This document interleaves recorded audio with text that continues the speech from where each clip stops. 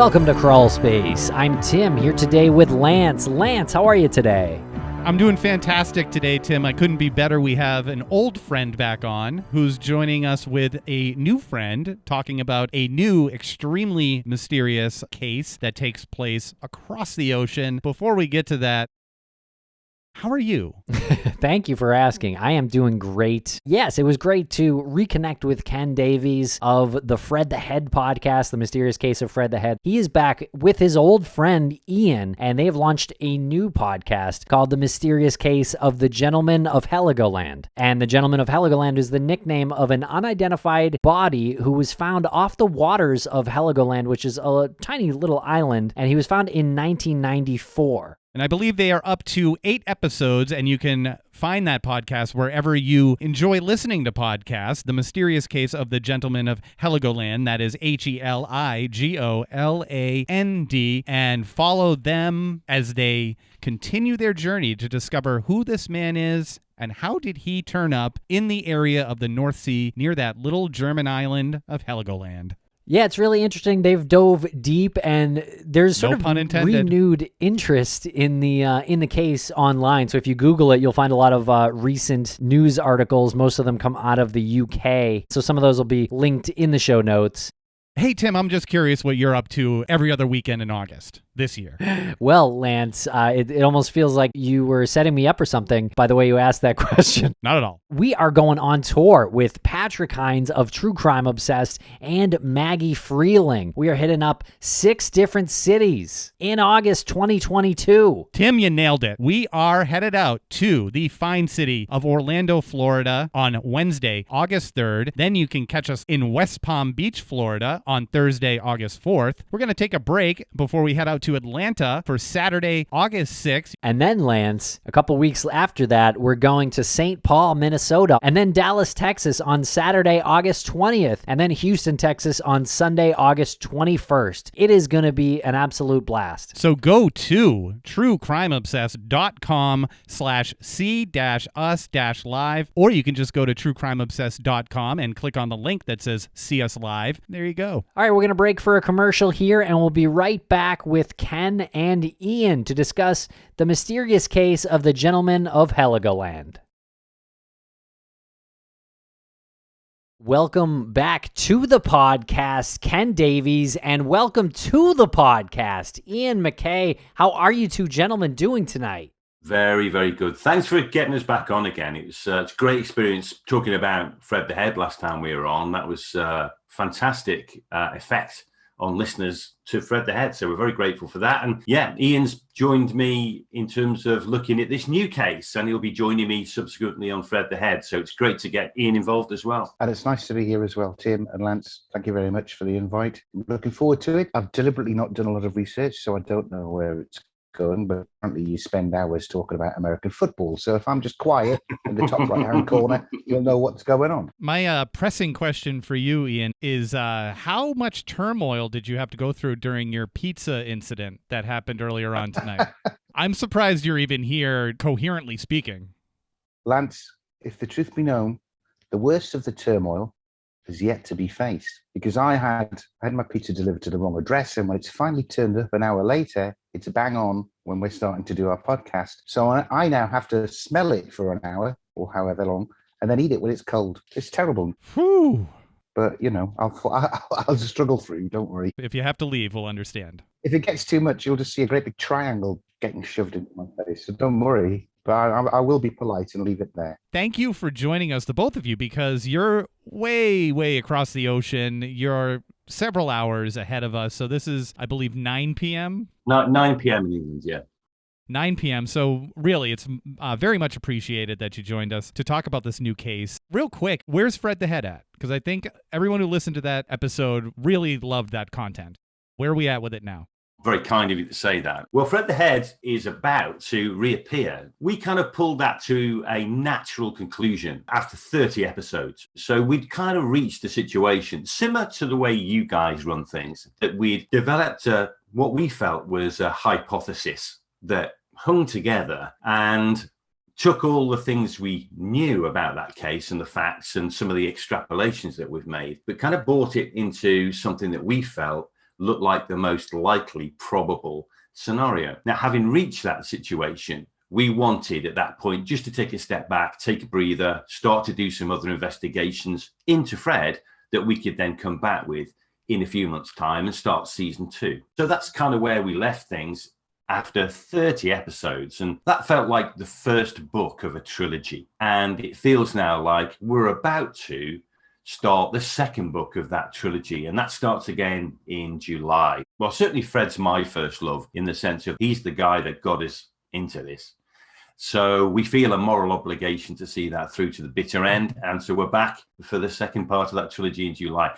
But in the meantime, we'd seen these ideas of new cases kind of emerged, and one emerged so strongly that we thought we need to have a look at this. And the original plan was to look at it for a couple of episodes and just see if there was anything that we could bring to it, anything new we could discover, where we could bring our approach to this, which was deep investigation, talking to people that had never been spoken to before, and just seeing if we could cast a fresh light on something that had gone really cold. And that's what the Gentleman of Heligoland has ended up being all about. Ian, let's hear about how you got involved, and then I want to hear about the case. I got involved because I have been best buddies with Ken since we did our first day at university together, aged 18, a year or two ago, obviously. I'm a massive crime fan. One of my first books, aged 8, were Agatha Christie. So when I heard that Ken was doing his Fred the Head investigation, I caught up very quickly with the first binge listen to the first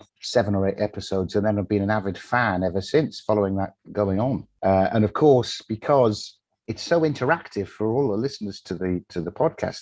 There's a Facebook page that you can join in on. The messenger button is there for us to receive, or when I was a Fred the Head fan, to send messages to Ken, asking questions with my points, etc. on. It's like an immersive experience, even as a listener, to get involved as much as you want to. And we'll talk about some of the breakthroughs that we've made on this Heligoland case, purely because some of the listeners have been able to get to places where we can't. So I was a fan of talking more and more to Ken on a more regular basis.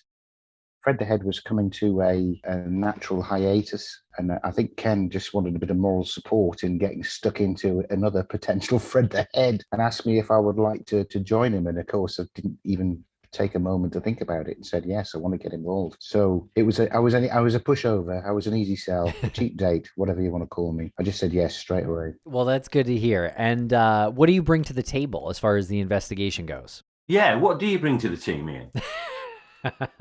I have a different thinking to the way that Ken works. Ken is very thorough and methodical. And if there's some science, he'll research the science, and then he'll research it, and then I'll get a third opinion, and he's following each individual fact. Whereas I think that Ken wanted brought onto the team was somebody who would take that, yes, but would project it forward and try and theorize a little bit and challenge some of it, maybe, because thinking of things in a different way. So it's their hive mind that helps us move things forward, I think, because we've got perspective on everything that comes out. And that was evident really quite quickly, wasn't it, when we started the case? There were 3 reasons really I wanted Ian involved. And firstly, I wanted the gentleman to have a different flavour and a different character, a different dynamic than Fred had. I mean, Fred essentially was a monologue. It was me talking to loads of people around the world, but essentially driven by me. And whilst that was great, and people like that, I wanted the new one to have a distinct identity, because I just didn't want it to be Fred Mark II. So I thought it was important to get another voice, at least another voice. In fact, there's 3 voices really in the Gentleman that would give that different dynamic and different input to it. So that was very important. Second thing was workload. You know, at the end of the day, I knew that we were taking on another massive undertaking, and it was really important to have more people to carry that load, and particularly people, as Ian mentioned, who perhaps come from a different perspective. I mean, I've known Ian literally from, the first day of university. So I know his brain chemistry is different to my brain chemistry. And therefore, I think that's additive. I mean, sometimes that can be subtractive, but this is additive. So we've worked together, we've played in bands together, we've been creative together, we've known each other very well for a long, long time. And I think when you get that kind of relationship with someone, you know what you're bringing into it scenario. And I think it's got a different identity. And I think people like the fact that it's a little lighter maybe we have a few chuckles along the way in the investigation, whereas Fred hasn't got a lot of levity to it. That's pretty deep. Whereas this one feels a little bit more, I won't say casual, but it feels a little bit more lighter. And I think that's a good thing. I think there's room for that. Well, we can't help it, can you? We can't help put that in when we're talking. No. We've known each other too long. Not a script that you're reading pretty professionally on your own. It's a lot of the episode is an interchange. It's not quite an argument, but it's a discussion, and see where we don't really know where we're going to end up at the end of it until we've had that discussion. We do not know at the end of one episode what's going to be in the next episode. We've got an idea. We've got the themes. We know the kind of thing we're moving for, but we have no idea what it's looking like. We've got hopes. And it's rarely anywhere close in the end to what we thought we were going to get 2 weeks before. That puts a lot of pressure, having to deliver these newfound things every 2 weeks, a lot of pressure. But it's also, I think, a fantastic driver, motivator to actually make something happen. And God, we've been down to the wire a few times, haven't we, mate?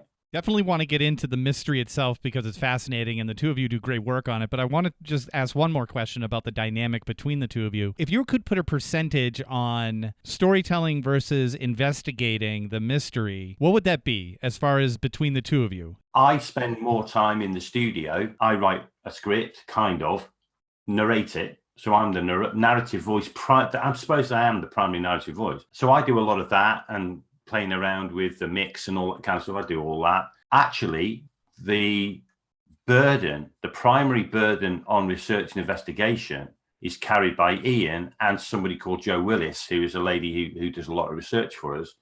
They carry, I would say they do 2/3 of the investigative workload. The hours and hours and hours of research into North Sea currents, for example.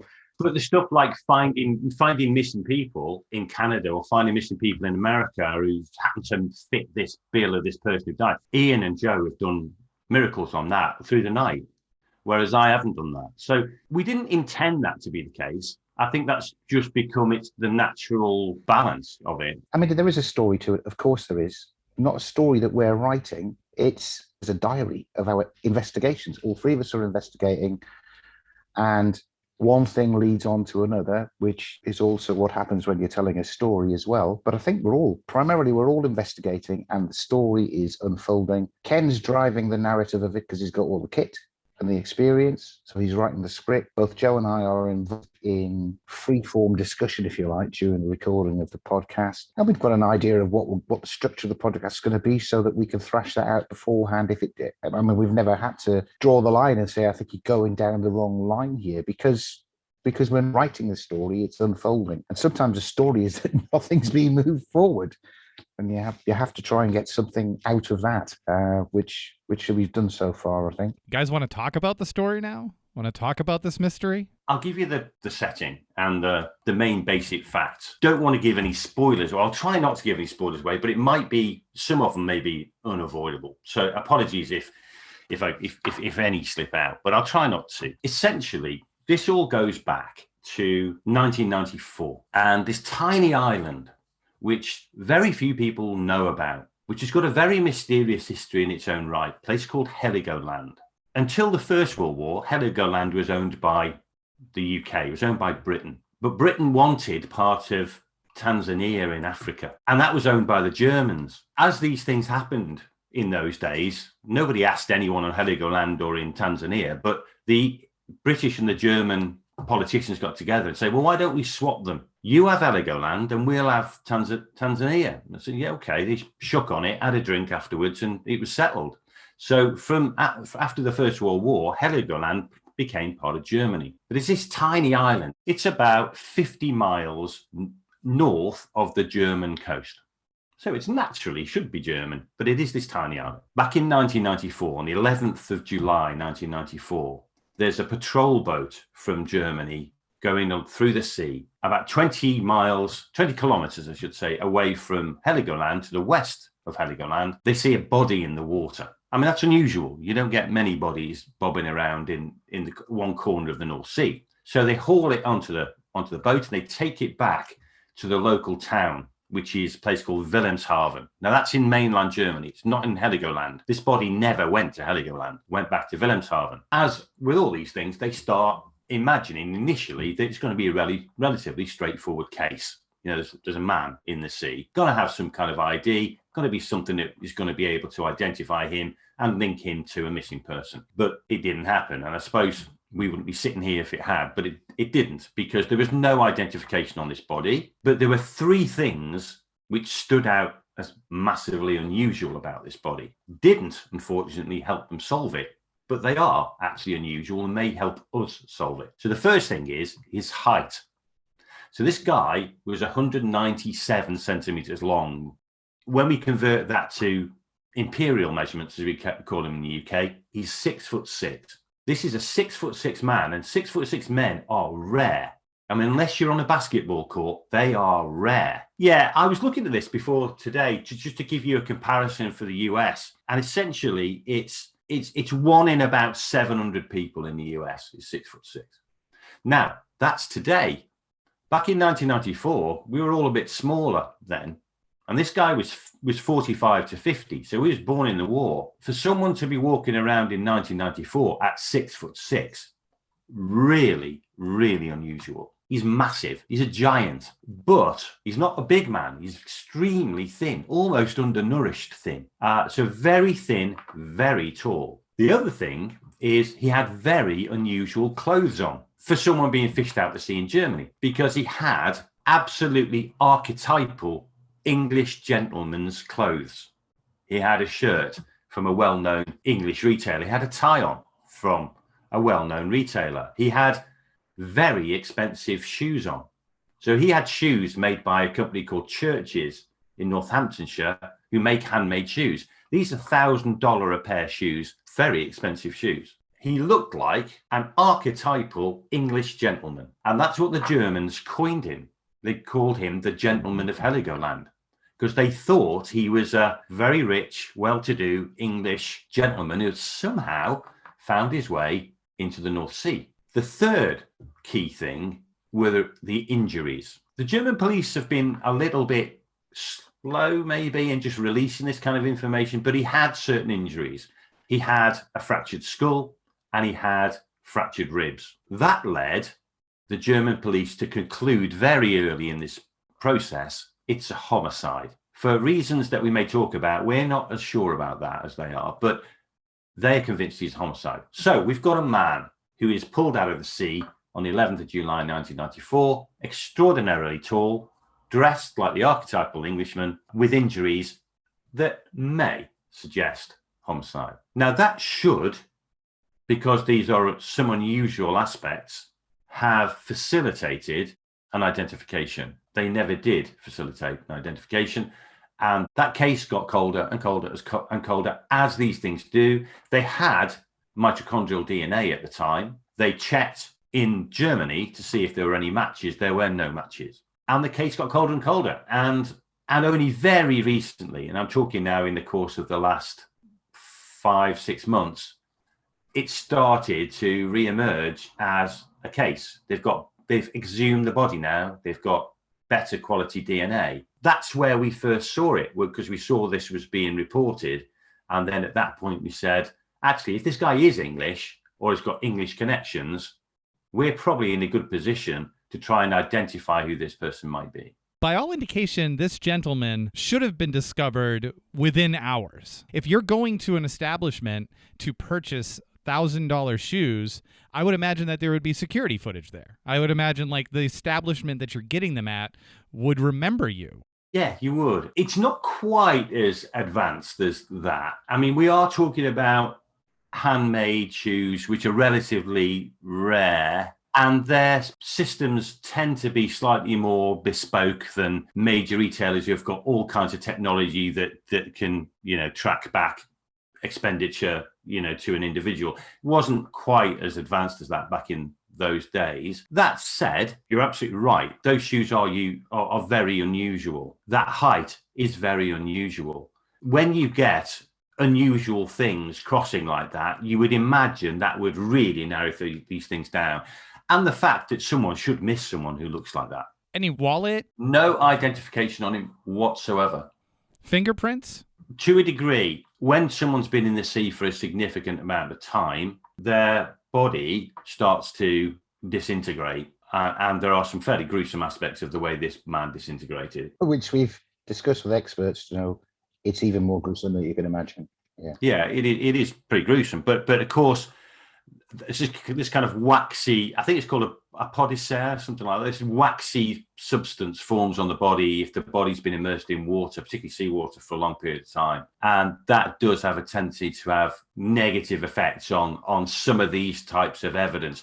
Now, that said, the German police that this is may have fragments of fingerprints, but it hasn't turned up anyone. But the body was in a pretty skeletal way when they found him.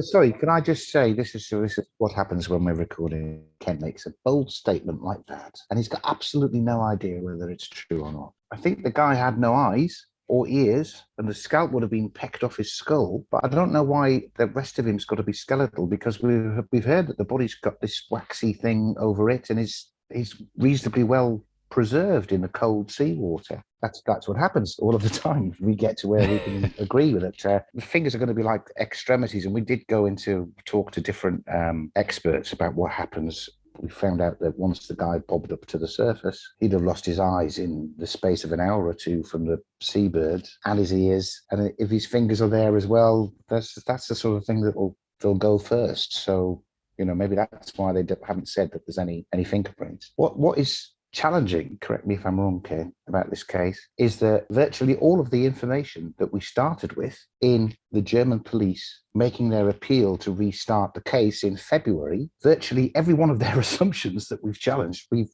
disagreed with in the end. When they've reactivated their appeal or updated their appeal, it's all sorts of changes to their original presumptions, which by and large reflect the 7 or 8 episodes that we had done up until the point that they reissued their appeal. If I can give one example, on that original appeal, they suggested that the gentleman would have been thrown off. He's jumped off Heligoland, or he's gone out from a boat from Heligoland and been dropped in the sea. Now, we didn't like that, and I already talked to you about the work that we've done on currents. From the work that we have done, we think it's far more likely that the guy who ended up in that place, particularly if he's been in the water for 2 or 3 months, could have drifted from hundreds of kilometres away, virtually all the way down the east coast onto Sussex and the Isle of Wight and through the English Channel. That's where this guy came from. After 30 years on their appeal in February, they're saying this fella's probably been chucked off a boat that's come from Heligoland or just thrown off a cliff from Heligoland. By the end of April, the investigator is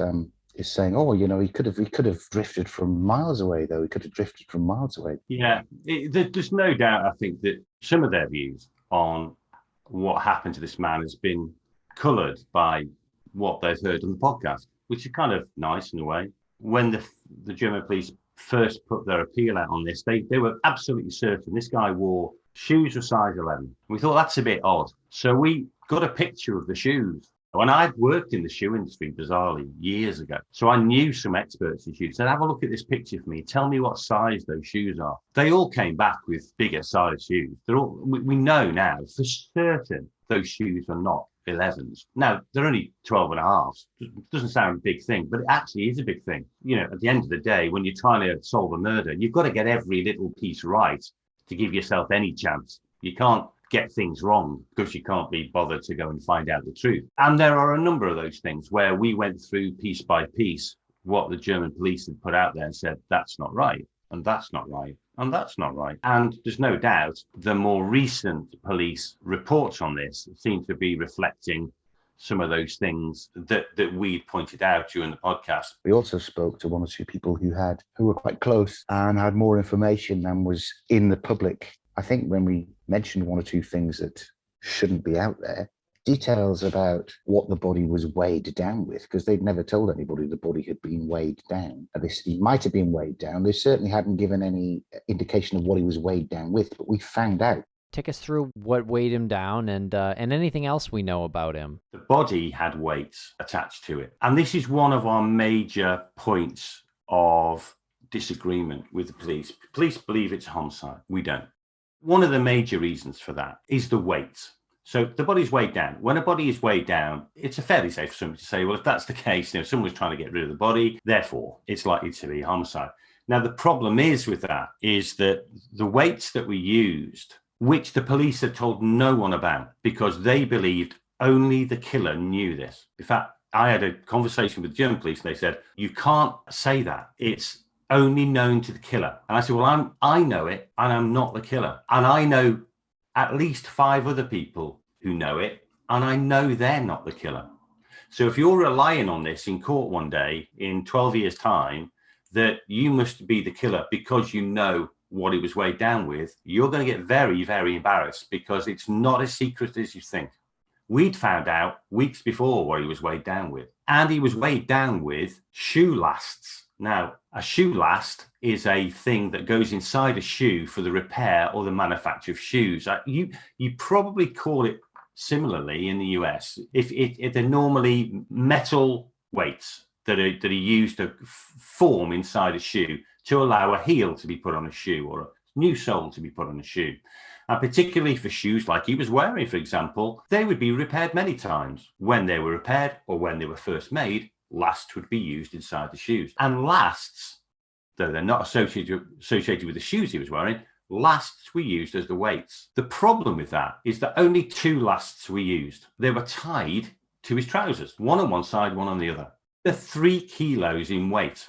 It's enough to pull you under, but it's not enough to leave a body on the seabed, to hide a body. As we found out that within a week, 10 days, decomposition of the body would have released enough gas to make the body float and be buoyant enough to be able to come up to the surface with 6 kilograms of shoe last hanging off the body's trousers. If I was to kill someone and try and dispose of a body, the reason I'd do that is to try to put as much time and space between me and the discovery of the body. I would want to make sure that that body, if it was going to be deposited in a way that was never going to be found at sea, wasn't going to bob to the surface next Tuesday. It might bob to the surface 10 years on Tuesday, but not next week. And therefore, I wouldn't use weights which are the size of an average domestic cat. So we started to challenge some of those ideas. They were, okay, if I was a killer and I had the choice of the whole world of heavy things to attach to this body, I wouldn't skimp on that.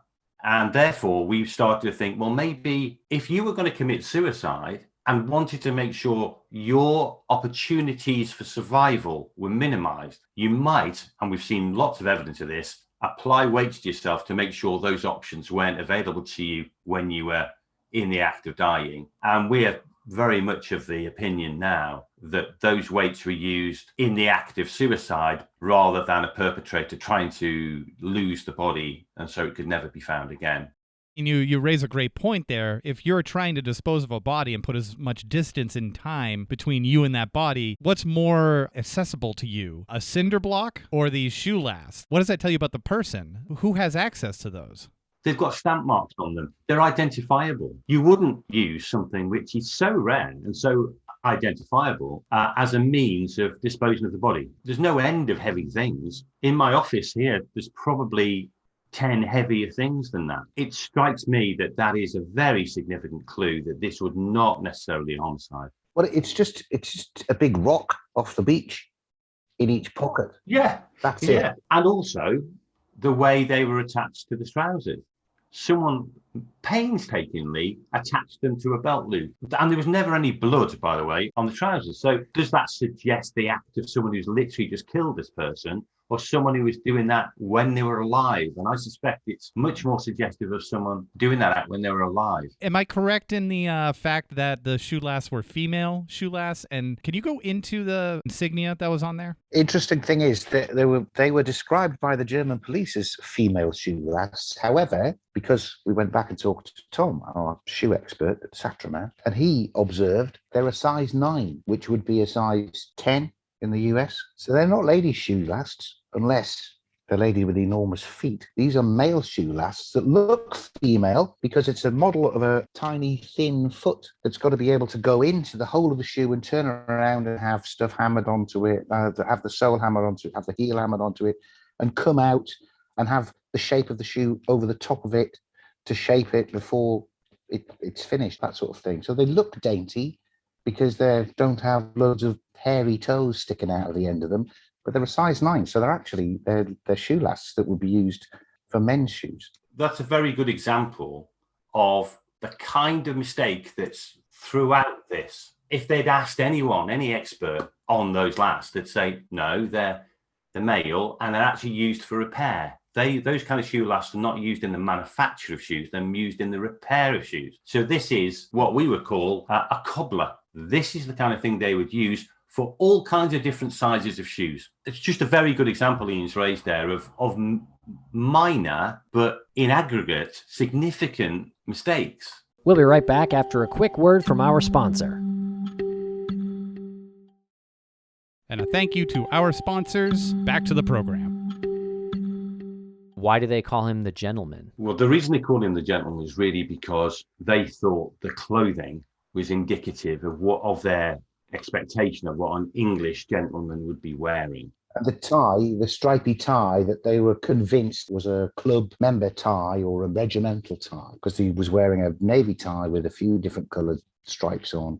It could be a regimental tie, but our research in episode 1 found that was just wrong. We traced that was a tie that had been manufactured and sold in Canada, which they had never mentioned. It just shows that their assumption that tie meant that he must have been English could be challenged straight away. Well, you know what? I don't think it's that weird. I think it's reporting and it's different agencies. And we see that kind of stuff a lot where it's like, some inconsistencies. For example, they thought he was from Heligoland at first. And I think that's the first thing that you would look at if the body was found closest to there. I agree with you, Tim. And we accepted that because there was no detail initially. But actually, this body's picked up 20 kilometers west of Heligoland. It's obviously not the only place that it could have come from. Logic would dictate that you'd be thinking, well, there could have been any boat in between that 20 kilometers he could have just come off. We didn't know it was found so far off Heligoland until this batch of information came out, because they published the coordinates they published more information. And I think that, if we've discredited the little bits and pieces that they put out there to such a degree that they feel they have to reissue it with a different flavor on it and issue some new information, then that would be good. I don't think that a body chucked off a cliff in Heligoland necessarily is going to travel 20 kilometers against the natural circulation of the currents in the North Sea and then stop and wait to be found. In reality, if it had gone off Heligoland, it would have headed up north. It would have been picked up somewhere off Denmark if it looked at the currents.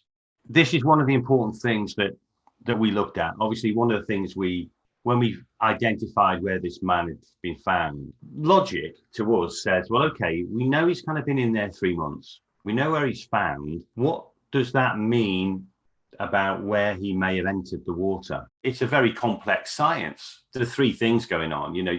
There are big tidal movements that are entirely predictable. There are tidal movements on a daily basis, the in and out effect of the moon, that kind of thing. And of course, there's the wind effect, which is significant and equivalent in the North Atlantic to El Nino, where in certain years that effect is much stronger than other years. 1994 was a very strong year for it. You can map really, not to a day, but you can get very accurate portrayal of the general dynamics of tidal movements in and around the English Channel and the North Sea. And there's some very clear patterns. And those very clear patterns are, it moves in a counterclockwise, anti-clockwise way. So you get a strong west to east movement of water from the Atlantic through the Channel to the North Sea. And you also get a very strong current down north to south, down the side of the UK, and then which joins this east to west current, and it all swings over to Heligoland. We know if that body, as the police have said, based on decomposition, was in the sea between 3 and 6 months, and we know where it was found, well, we know it's a pretty wide range where he came from. He came from the English Channel, or he came from the side of the UK, the eastern side of the UK, and over a period of 3 to 6 months, slowly but inexorably moved over to where he was ultimately found. We did all that work and then found out if he jumped in out off, he would have shot off north. He would never have ended up where he was. And what's your intent producing these episodes and putting them out there? What would be the most satisfying conclusion for the two of you? Well, I'm still motivated by finding out who this guy is. I don't know. It's a gut feeling. I don't think we've exhausted all the possibilities at all. But I think we're looking, as we believe now, that we're looking at somebody who's committed suicide, not an accident because there were weights tied to him, who was committed suicide in the first half of 1994, maybe the first 4.5 months of 1994, anywhere from the Forth Road Bridge down to the Beachy Head. And we're zoned in there on a whole load of local newspapers in quite a small window of time where we can find all of the reported suicides and we can track whether their bodies were found. And I'm sure that, there will be one that isn't found. We will be able to put a name to, and we'll pass that across. And they've got DNA now, full DNA, which they can go back to the relations of the person who's missing. And, we'll find out who this guy is. That's what my motivation is to do. We've got a number of things in our favour. We find someone who's missing in the UK who's 6'6". We've solved it anyway, because there ain't going to be another one missing who's 6'6". There just isn't. Always in this, particularly in the Gentleman podcast, there's been two strands of work. First one has been analysing the evidence.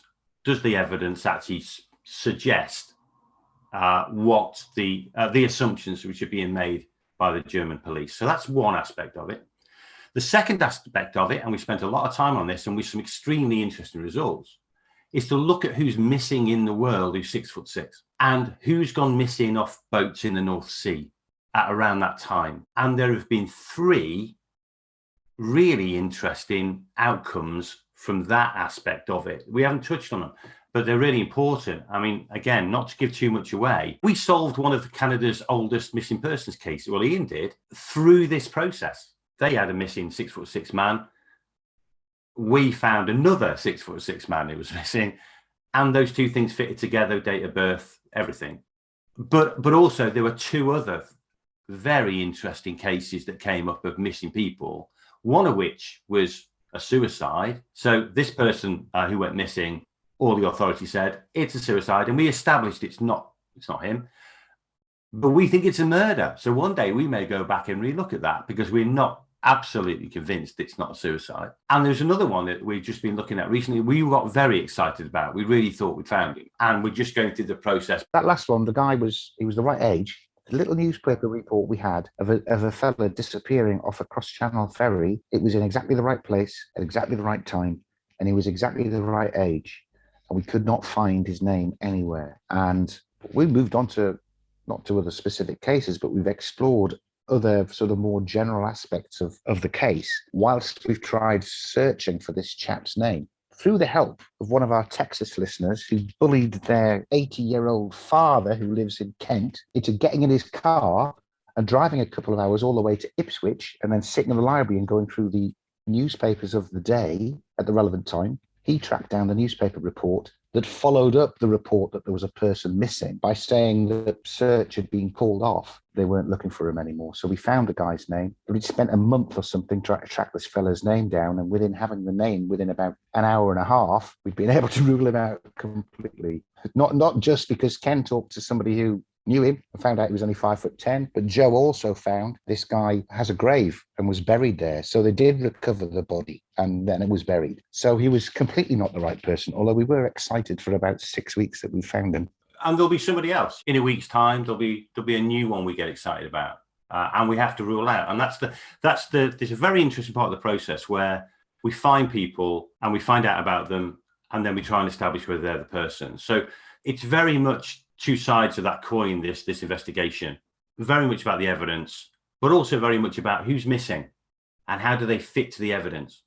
And I think that dynamic works rather well in this podcast. So what's the story with the autopsy, with the gentleman's autopsy? Well, that's currently happening in the sense of he's been exhumed. I think he was exhumed purely to get a better quality DNA sample. That's being passed around all the authorities around the world, Interpol, those types of things, just to see if there's a match. Problem is, most missing people aren't on any record anywhere. We've obviously been through Interpol's yellow notices, which are all the missing people in the world, and there's no one that meets this criterion. I'd be surprised if they find the answer to this in known missing people. The answer to this will be in unknown missing people. And we're in the game of trying to find unknown missing people. And that kind of leads me to my next question about what you, as producers of the show, instruct or encourage any listener who might have information to do. Do they contact you folks, or do you first and foremost say German police or the law enforcement of Heligoland? I always encourage them to get in contact with us folks. We can't underestimate this. The power